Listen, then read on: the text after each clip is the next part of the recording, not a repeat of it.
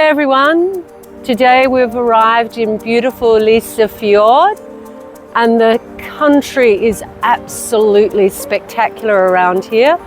Just over to the right here we've got a couple of beautiful waterfalls and of course we've got the fjord. So we've set up camp here for tonight before we do our big walk tomorrow.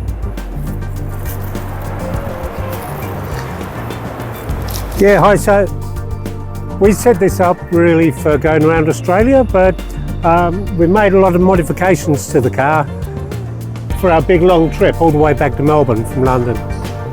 We're currently up here, about a little way up Norway, in this beautiful surroundings.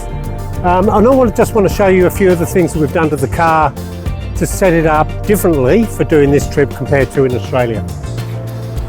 So firstly, of course, you can see we put the rooftop tent on the roof. It's a Dacia rooftop tent. It's really quite comfortable, which is nice.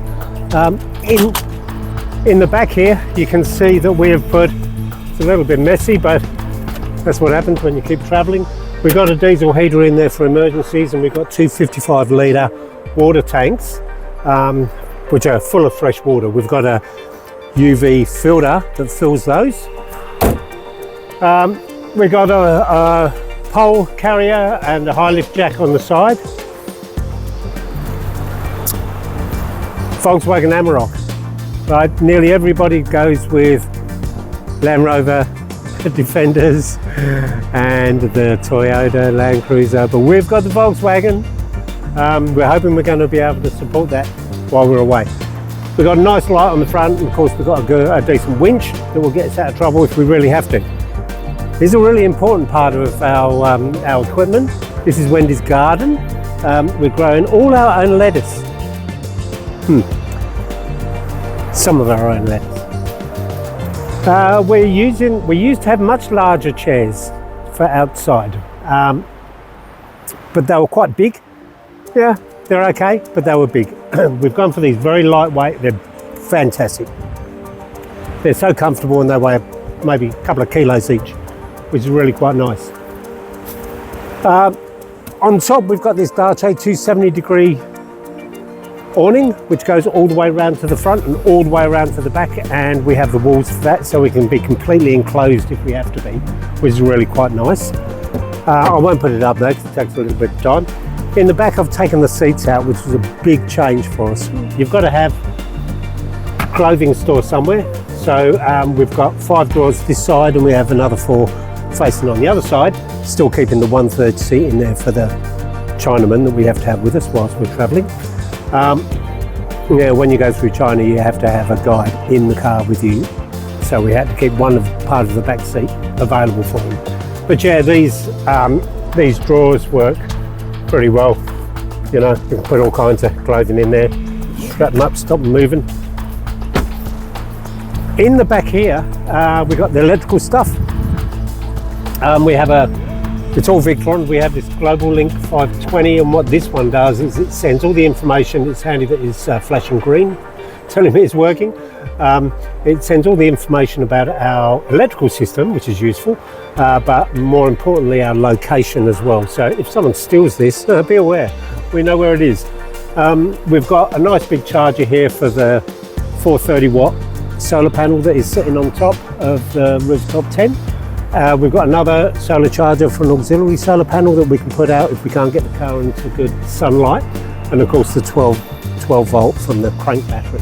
We've got a 1200 watt inverter, mostly because of size. I didn't really want to go much bigger than that. We do have 300 amp hours of lithium iron phosphate batteries underneath all of this, which is great. At the moment it is charging at 217 watts, and it's telling us we've got 99.9% of the battery because the sun's shining. That 1200 watt inverter runs nicely. This is a bit of a game changer for our cooking. We don't want any more gas. It's big and it's bulky. It takes a little bit of time to set up and all that kind of stuff. And then when it's windy or cold like it is here, because there's snow everywhere, it can take ages to boil the kettle. This boils so quickly with induction. I love it. We can only have it run at 800 watts. If I put it up to the next setting, which is 1500, of course it trips my 1200 watt inverter, but 800 watts is fine. We cook on 800 watts, we do. That's the only cooker we've got. We do fantastic cooking on that. Or Wendy does a lot of fantastic cooking, and you can see what's on the menu for tonight. Fish, Norwegian fish. We also have these bum bags on the back here, which are really nice. That one's just holding an empty jerry can at the moment, and this is holding a rubbish bag. The jerry can would normally fit on the top, but our waterproof bag that's sitting up there at the moment is full of firewood because the weather's not been great and we want to keep it dry.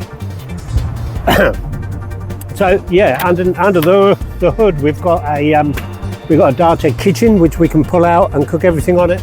We've got our fridge there, 60 litre Engel, and these two drawers pull out and they're full of food. So we're hoping that that's going to get us through this journey. And if it doesn't, well, we just have to fix it on the way. Okay, see ya.